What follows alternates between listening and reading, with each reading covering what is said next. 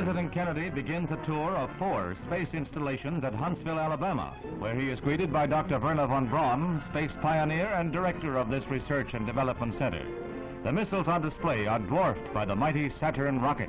This booster is the first stage of the rocket that will put the 3-man Apollo capsule into a 2-week orbit of the Earth in 1964 as a preliminary to a lunar shoot.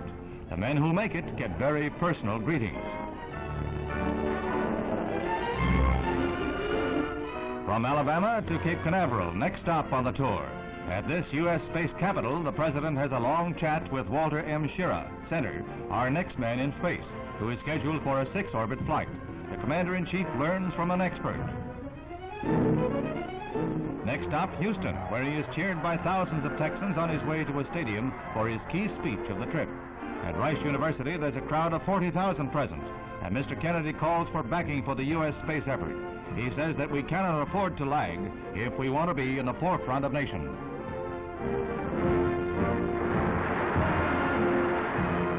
Then to the Manned Spacecraft Center, where the $20 billion Apollo project is in high gear.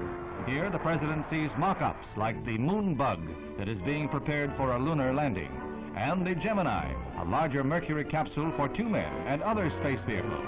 The President receives a briefing on highly classified matter and seems pleased with the progress report when he inspects the apparatus that the U.S. is making ready for further conquest of space. It was in Houston that Mr. Kennedy emphasized the need for peaceful uses of space.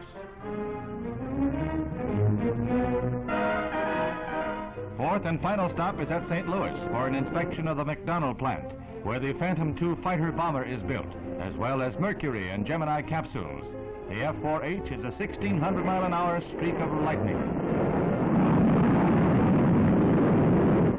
The Gemini, which was developed here, will allow 2 men to orbit the Earth for 2 weeks and will be used for experiments in outer space rendezvous and docking missions.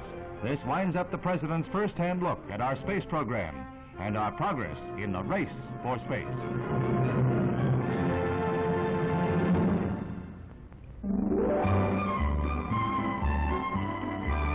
Leather is falling into step in the fall fashion parade. Finished in an explosion of rainbow colors, leather has been styled into smocks and sheath-top skirts like this eye-stopping pair. Just the thing for a day's outing at Sterling Forest Gardens in New York.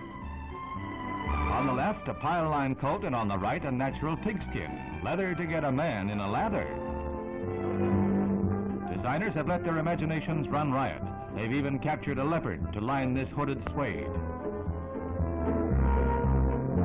Another offbeat treatment of suede, a shift with a cardigan jacket, and the suede hat offers milady a chance to add another feather to her cap. To enhance the classic tweed, this 3-piece suit is trimmed with suede, and hidden beneath the sweeping lines of the coat is a leather blouse. And here, the shift is treated with a saucy bolero jacket, all topped with a kidskin turban.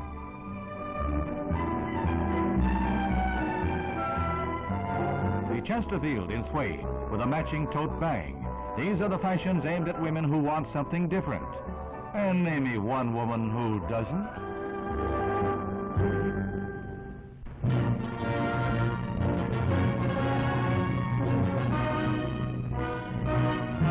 This was the prologue to World War II, 25 years ago.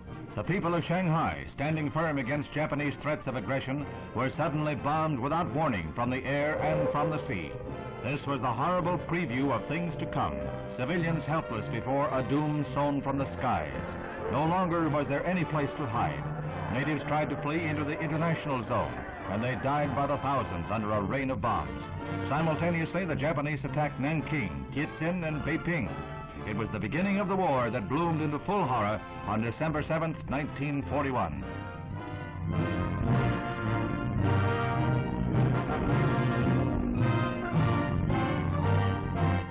And the horror of any war can be seen in the faces of hapless victims. The Japanese had quickly cut lines of communication in sprawling China, and the people were left without adequate leadership. This opened the way to the slow communist takeover. The Reds organized guerrilla bands back of Japanese lines, bands that ultimately took over the local governments, then the sprawling nation itself.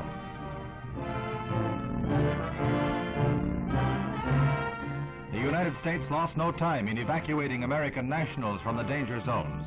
Tenders and tugs took aboard families of military and diplomatic personnel under the direction of Admiral Yarnell. It was a precarious task to transfer them downstream to waiting liners. The course lay between Japanese warships in the river and Chinese snipers on shore. However, it was a successful evacuation carried out without injury.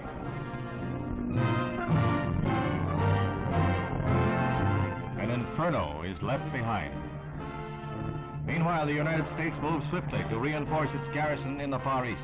1,200 Marines marched to their transports at San Diego on their way to war-torn China.